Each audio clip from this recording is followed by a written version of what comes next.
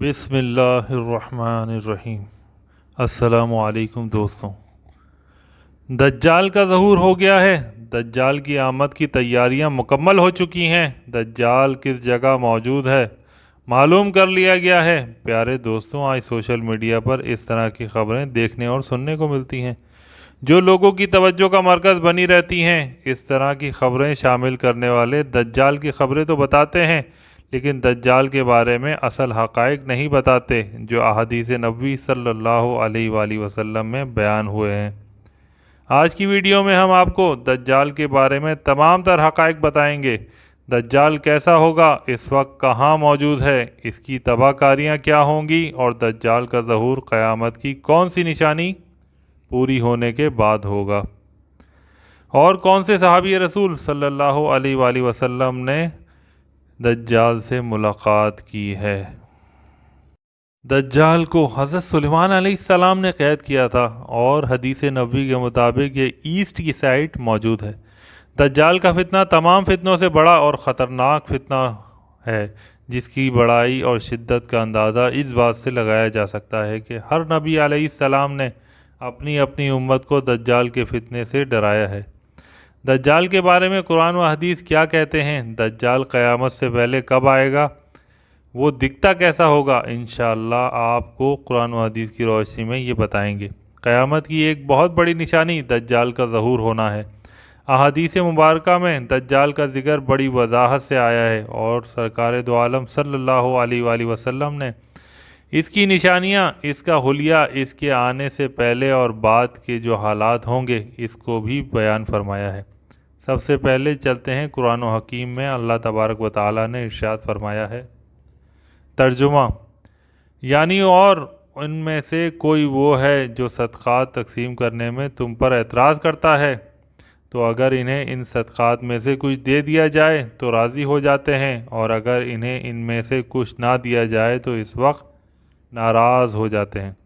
ناظرین، یہ کس واقعے کی بات ہو رہی ہے؟ علماء کرام فرماتے ہیں کہ یہ آیت ذی الخویصرہ تمینی کے بارے میں نازل ہوئی۔ اس شخص کا نام خلخوز بن زبیر ہے، اور یہ شخص خارجیوں کا بانی ہے۔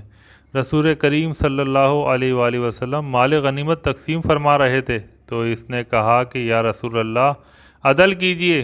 حضور صلی اللہ علیہ وآلہ وسلم نے فرمایا کہ میں عدل نہ کروں گا تو عدل کون کرے گا؟ حضرت عمر رضی اللہ تعالیٰ عنہ نے عرض کی، مجھے اجازت دیجئے کہ اس منافق کی گردن اتار دوں۔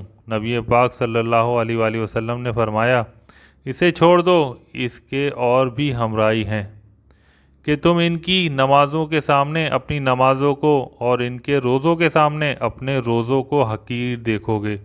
وہ قرآن پڑھیں گے اور ان کے گلوں سے نہ اترے گا۔ وہ دین سے ایسے نکل جائیں گے جیسے تیر کمان سے نکل جاتا ہے۔ یہ اس گستاخ کی گستاخی ہی دراصل اس بدترین فتنے کا پیش خیمہ ثابت ہوئی، جس کے بعد امت مسلمہ میں زبردست انتشار پیدا کر دیا۔ حضرت عثمان غنی رضی اللہ تعالیٰ عنہ اور حضرت علی رضی اللہ تعالیٰ عنہ کی دور خلافت میں اسلامی ریاست کو چیلنج کرنے والے باغی گروہ جنگ صفین کے موقع پر حضرت علی رضی اللہ تعالیٰ عنہ نے خون خرابے سے بچنے کے لیے تحکیم یعنی ثالثی کے راستے کو اپنایا کہ چلیں کوئی بیچ میں فیصلہ کر لیا جائے۔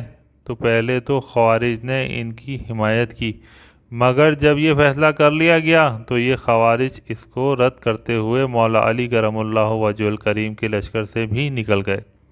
آپ کو معاذ اللہ کافر کہنے لگے، اور اپنا ایک باغی گروہ تیار کر لیا۔ جہاد کے نام پر حضرت علی رضی اللہ تعالیٰ عنہ اور امت مسلمہ کے خلاف لڑنے کے لیے کھڑے ہوئے، اور عراق کے علاقے کو اپنا مرکز بنا لیا۔ نفرت کا یہ عالم تھا کہ انہوں نے حضرت علی رضی اللہ تعالیٰ عنہ کے شہر کو بھی چھوڑ دیا، اور جنگلوں، صحراؤں اور پہاڑوں میں گھات لگا کر بیٹھ گئے، جہاں وہ اپنے مخالفین کو پکڑ کر ظلم و ستم کا نشان بناتے اور انہیں قتل کر دیتے۔ ان کی سرکشی بڑھی تو حضرت علی رضی اللہ تعالیٰ عنہ نے صحابہ کرام کا لشکر لیا اور ان خوارج کے خلاف جنگ کی اور انہیں شکست دی۔ جب حضرت علی رضی اللہ تعالیٰ عنہ کا لشکر نے خوارج کو ختم کر دیا تو آپ نے فرمایا، اس نشانی والے آدمی کو بھی تلاش کرو۔ ایک نشانی بتائی، لوگ ڈھونڈنے لگے مگر وہ نہ ملا۔ آپ نے پھر فرمایا اس کو پھر جا کر تلاش کرو۔ یہ بات انہوں نے 2 یا 3 مرتبہ کہی، حتیٰ کہ لوگوں نے اس نشانی والے بندے کی لاش کو ڈھونڈ لیا۔ حضرت علی رضی اللہ تعالی عنہ نے تکبیر کہی اور حمد الہی بجا لائی۔ کسی شخص نے کہا کہ حمد ہے اسے جس نے زمین کو خوارج کی نجاست سے پاک کر دیا۔ امیر المومنین حضرت علی رضی اللہ تعالی عنہ نے فرمایا کہ کیا سمجھتے ہو یہ لوگ ختم ہو گئے؟ ہرگز نہیں، ان میں سے کچھ ماں کے پیٹ میں ہیں، کچھ باپ کی پیٹھ میں۔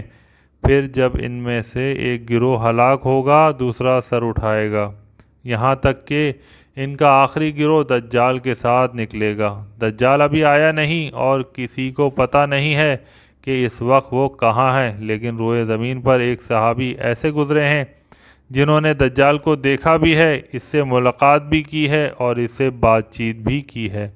جی ہاں، اس ملاقات میں کیا کچھ ہوا، کیا دیکھا انہوں نے، کیا سنا، انشاءاللہ یہ پوری تفصیلات آپ کو بتاتے ہیں۔ حدیث مبارکہ میں ہے، نبی پاک صلی اللہ علیہ وآلہ وسلم کی زبانی ہمیں یہ پورا واقعہ ملتا ہے۔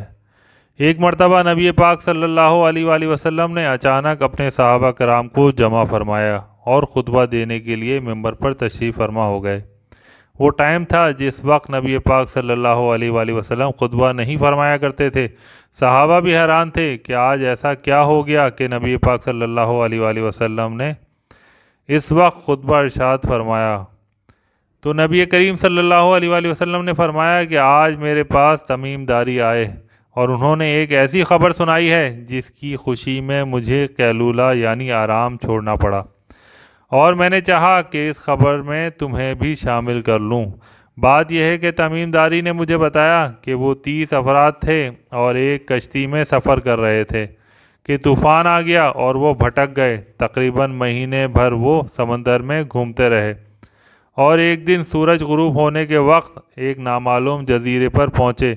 انہیں وہاں سیاہ رنگ کی مخلوق نظر آئی جس کے جسم پر بال بہت زیادہ تھے۔ انہوں نے اس سے پوچھا کہ تم کون ہو؟ اس نے کہا میں جاسوس ہوں۔ تو صحابہ نے کہا کہ ہمیں اپنے بارے میں کچھ بتاؤ۔ اس نے کہا نہ میں تمہیں کچھ بتاؤں گا نہ تم سے کچھ سنوں گا، تم اس بت خانے میں جاؤ، وہاں ایک شخص تمہارا بڑی بے چینی سے انتظار کر رہا ہے، وہی تمہیں کچھ سنائے گا بھی بتائے گا بھی۔ پھر وہ سب اندر چلے گئے۔ وہاں ایک شخص سختی کے ساتھ زنجیروں میں جکڑا ہوا تھا۔ اس نے پوچھا کہ تم لوگ کون ہو اور کہاں سے آئے ہو؟ تو صحابہ کرام نے جواب دیا کہ شام سے آئے ہیں۔ اس نے پوچھا کہ عرب کے کیا حال ہیں؟ اور ایک شخص وہاں پیدا ہونا تھا، اس کا کیا حال ہے؟ یعنی نبی پاک علیہ الصلوۃ والسلام کے بارے میں پوچھا۔ صحابہ کرام نے کہا کہ وہ اچھے حال میں ہیں، اور ابتدا میں ان کی مخالفت ہوئی مگر اب تو تمام عرب پر وہ غالب ہو گئے ہیں اور سارا عرب ایک دین ایک خدا کو ماننے والا ہو گیا ہے۔ اس نے کہا اچھا، زغر کے چشمے کا کیا حال ہے؟ انہوں نے جواب دیا کہ وہ بھی اچھی حالت میں ہیں، لوگ اس سے پانی پیتے ہیں، اس سے کھیتی باڑی بھی کرتے ہیں۔ پھر اس نے پوچھا کہ امان اور بیسان کے کھجوروں کا کیا حال ہے؟ انہوں نے کہا کہ اس سے ہر سال پھل آتے ہیں۔ یہ سن کر اس شخص نے 3 چیخیں ماریں اور بولا کہ میں دجال ہوں۔ جی ہاں ناظرین، وہ دجال تھا، کہتا ہے عنقریب میں آزاد ہو جاؤں گا اور زمین کا چپا چپا گھوموں گا اور اس کا کوئی حصہ نہیں چھوڑوں گا سوائے طیبہ کے، کیونکہ مجھ میں وہاں جانے کی طاقت نہ ہوگی۔ نبی پاک صلی اللہ علیہ وآلہ وسلم نے فرمایا کہ مجھے بہت خوشی ہوئی کیونکہ طیبہ یہی شہر ہے۔ نبی پاک صلی اللہ علیہ وآلہ وسلم نے فرمایا کہ اس ذات کی قسم جس کے قبضے میں میری جان ہے، مدینہ منورہ کی ہر گلی کوچہ سڑک اور یہاں نرم اور سخت زمین، الغرض ہر وقت ہر مقام پر فرشتے ننگی تلواریں لیے پہرا دیتے ہوں گے اور قیامت تک یہ پہرا دیں گے۔ بعض روایتوں میں آتا ہے دجال کو حضرت سلیمان علیہ السلام نے قید کیا تھا، اور حدیث پاک کے مطابق یہ مشرقی یعنی ایسٹ کی سائڈ موجود ہیں۔ دجال کا فتنہ تاریخ انسانی میں ابتدا سے لے کر انتہا تک تمام فتنوں سے بڑا اور خطرناک فتنہ ہے، جس کی بڑائی اور شدت کا اندازہ اس بات سے بھی لگایا جا سکتا ہے کہ ہر نبی علیہ الصلوۃ والسلام نے اپنی اپنی امت کو دجال کے فتنے سے ڈرایا ہے۔ نبی پاک صلی اللہ علیہ وآلہ وسلم نے فرمایا ہے کہ مکہ مکرمہ اور مدینہ منورہ کے علاوہ کوئی شہر ایسا نہیں ہے جسے عنقریب دجال رونتا ہوا نہ گزرے، جبکہ ان دونوں شہروں کے ہر راستے پر ملائکہ صفے باندھے پہرا دے رہے ہوں گے۔ دجال مدینہ منورہ سے باہر ایک دلدلی زمین پر پڑاؤ ڈالے گا، پھر شہر مدینہ لرزے گا یعنی زلزلہ آئے گا، تو اس میں موجود ہر کافر اور منافق باہر نکل جائیں گے۔ مفتی احمد یار خان نعیمی رحمۃ اللہ علیہ فرماتے ہیں، دجال دو قسم کے ہیں، چھوٹے اور بڑے۔ چھوٹے دجال بہت ہوئے اور ہوں گے۔ ہر جھوٹا نبی، جھوٹا صوفی جو لوگوں کو گمراہ کرے وہ دجال ہے۔ بڑا دجال صرف ایک ہے جو دعوی خدائی کرے گا۔ جی ہاں، بڑا دجال جو قیامت کے قریب آئے گا وہ خدائی ہونے کا دعویٰ کرے گا، لیکن وہ یہ کام بالکل سٹارٹ میں نہیں کرے گا، بلکہ شروع میں خود کو مومن ظاہر کرے گا، لوگوں کو بھلائی کی طرف بلائے گا، پھر نبوت کا اور آخر کار خدا ہونے کا دعویٰ کرے گا۔ اب تک کی گفتگو سے دجال کا آنا تو ثابت ہو گیا کہ دجال کا آنا سچ ہے اور یہ ہو کر رہے گا، لیکن دجال کا حلیہ کیسا ہوگا؟ مختلف احادیث میں دجال کا جو حلیہ بتایا گیا ہے وہ یہ ہے کہ دجال ایک جوان مرد ہوگا، لمبا قد ہوگا، جسم بہت موٹا ہوگا، ایک آنکھ سے کانا ہوگا اور ایک آنکھ ایسی ہوگی جیسے پھولا ہوا انگور، اور جبکہ اس کی ایک آنکھ خون آلود ہوگی، اس کا سینہ چوڑا ہوگا اور ذرا سا اندر کی طرف دھسا ہوا ہوگا، پیشانی چوڑی ہوگی اور دونوں کانوں کے آنکھوں کے درمیان کافر یعنی کافر لکھا ہوگا، جسے ہر مسلمان پڑھ لے گا چاہے اسے پڑھنا آتا ہو یا نہ آتا ہو، اور اس کے جسم پر بہت زیادہ بال ہوں گے اور اس کے بال گھنگریالے ہوں گے، اس کے دونوں کانوں کے درمیان 40 ہاتھ کا فاصلہ ہوگا، اس کے دونوں پنڈلیوں کے درمیان فاصلہ ہوگا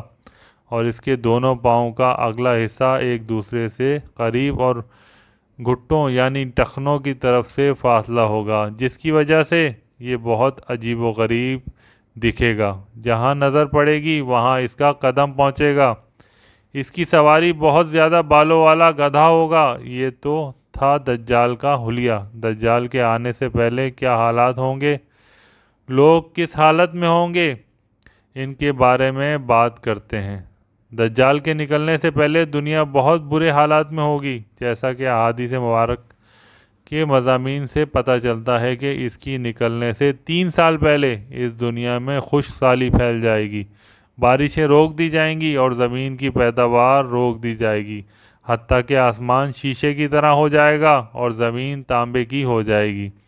اس خشک سالی کے سبب تمام چوپائے ہلاک ہو جائیں گے، فتنے اور قتل و غارت گری عام ہو جائے گی، غذائی قحط پیدا ہو جائے گا، علمی اور روحانی قحط بھی ہوگا، دین کے معاملے میں لوگوں میں کمزوری پیدا ہو جائے گی، علماء اور دیندار لوگوں کی قلت ہوگی۔ تب دجال ایسٹ کی سائڈ سے مشرق کی طرف سے ایک اصفہان یا خراسان نامی شہر سے نکلے گا اور زمین پر 40 دن رہے گا، جن میں سے ایک دن 1 سال کے برابر، اگلا دن 1 ماہ کے برابر اور اس کا اگلا دن 1 ہفتے کے برابر ہوگا، جبکہ باقی دن عام دنوں کے برابر ہوں گے۔ اس مدت میں دجال اپنے گدھے پر سوار ہو کر ساری دنیا کا چکر لگائے گا۔ گدھے کا جسم اتنا بڑا ہوگا کہ دونوں کانوں کے درمیان کا جو فاصلہ ہوگا وہ 40 ہاتھ کے برابر ہوگا۔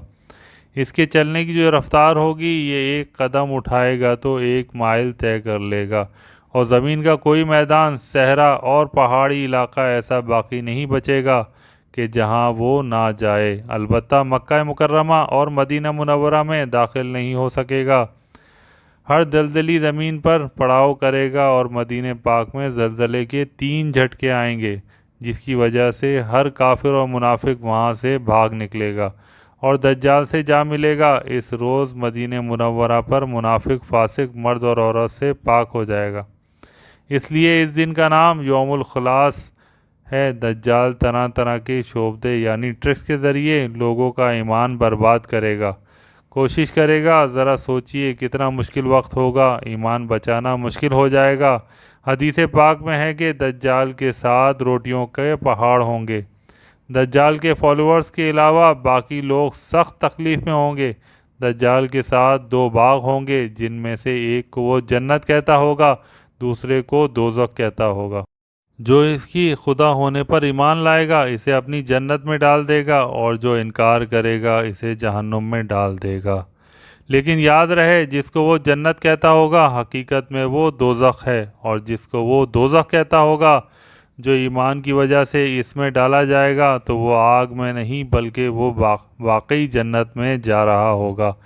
اس کے لیے زمین کو لپیٹ دیا جائے گا، وہ 40 دن میں پوری دنیا کا چکر لگائے گا، سوائے حرمین کے زمین سے خزانے نکالے گا، اور خزانے اس کے پیچھے چلیں گے۔ علم دین کی انتہائی کمی ہوگی، روئے زمین پر کوئی ایسا شخص باقی نہ ہوگا جو دجال سے ڈیبیٹ کر سکے، مناظرہ کر سکے۔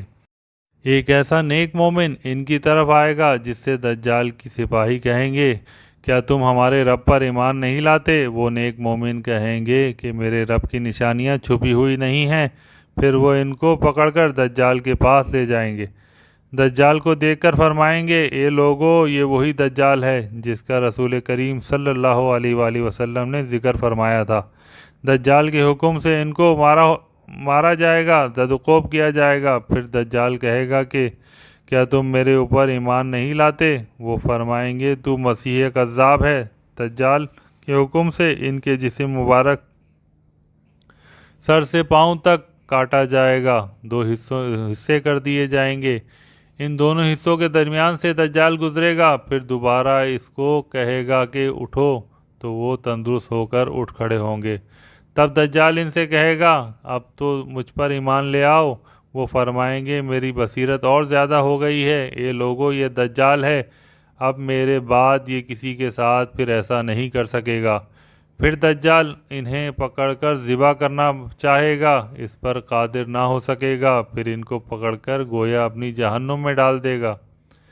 لوگ گمان کریں گے کہ ان کو آگ میں ڈالا ہے، مگر در حقیقت وہ جنت ہوگی، اور جسے وہ اپنی جنت کہتا ہوگا در حقیقت وہ دوزخ ہوگی۔ دجال کے کہنے پر آسمان سے بارش برسے گی، زمین کو حکم دے گا وہ سبزہ اگائے گی، آسمان اس کے کہنے پر گویا پانی برسائے گا۔ دجال کے ماننے والوں کے جانور لمبے چوڑے اور خوب تیار اور دودھ والے ہو جائیں گے، اور ویرانے میں جائے گا تو وہاں کے خزانے شہد کی مکھیوں کی طرح اس کے ساتھ ہو جائیں گے۔ اس قسم کے بہت سے شعبدے دکھائے گا، در حقیقت میں سب جادو کے کرشمے اور شیطانی قوتیں ہوں گی جن کی حقیقت سے کوئی تعلق نہیں ہوگا، اس لیے کہ اس کے وہاں سے جانے کے بعد لوگوں کے پاس کچھ بھی نہیں رہے گا۔ خزانے بھی دکھائے گا، بہت ساری چیزیں ہوں گی، لیکن جب دجال وہاں سے جائے گا تو پیچھے سب چیزیں دوبارہ ختم ہو جائیں گی۔ دجال کے لشکر میں 70,000 یہودی ہوں گے، اور 13,000 ان کی عورتیں، اور ساتھ ساتھ وہ لوگ بھی ہوں گے جو یہودیوں کے تابع ہوں گے۔ اس کے ساتھ شیاطین ہوں گے، وہ اس سے کہیں گے، اے دجال، ہم سے جو چاہے کام کروا لے، ہم تیری مدد کریں گے۔ دجال کہے گا کہ لوگوں میں پھیل جاؤ، میرا خوب چرچا کرو کہ میں رب ہوں۔ شیاطین ایسا ہی کریں گے۔ دجال کے ان فتنوں کی وجہ سے اہل ایمان سخت پریشان اور تنگی کے عالم میں بھاگ کر دخام نامی ایک پہاڑ میں پناہ لیں گے، لیکن دجال ان کا پیچھا کر کے پہاڑ کا گھیراؤ کرے گا۔ اہل ایمان سخت تکلیف اور بھوک میں مبتلا ہوں گے۔ تب اللہ پاک حضرت عیسیٰ علیہ السلام کو نازل فرمائے گا۔ ناظرین، یہ وہ ٹرننگ پوائنٹ ہوگا کہ تمام تکلیفوں کے بعد اہل ایمان کی پھر مدد کی جائے گی، اور حضرت عیسیٰ علیہ السلام جامع مسجد دمشق میں شرقی مینار پر نازل ہوں گے۔ اور اب جب حضرت عیسیٰ علیہ السلام اس دنیا میں آ جائیں گے تو ان کو دیکھتے ہی دجال ایسے گھلے گا جیسے پانی میں نمک گھلتا ہے۔ آپ علیہ السلام دجال کو مقام لوط پر قتل کریں گے، اور اس کے پیروی کرنے والے تمام لوگوں کو زندہ نہیں چھوڑیں گے۔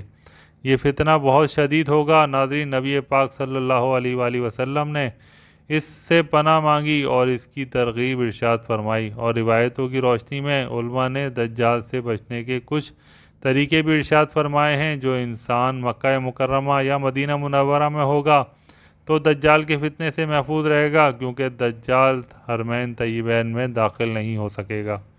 بعض روایتوں میں آیا ہے کہ مسجد اقصیٰ یا مسجد طور میں ہوگا، وہ بھی فتنے سے بچ جائے گا۔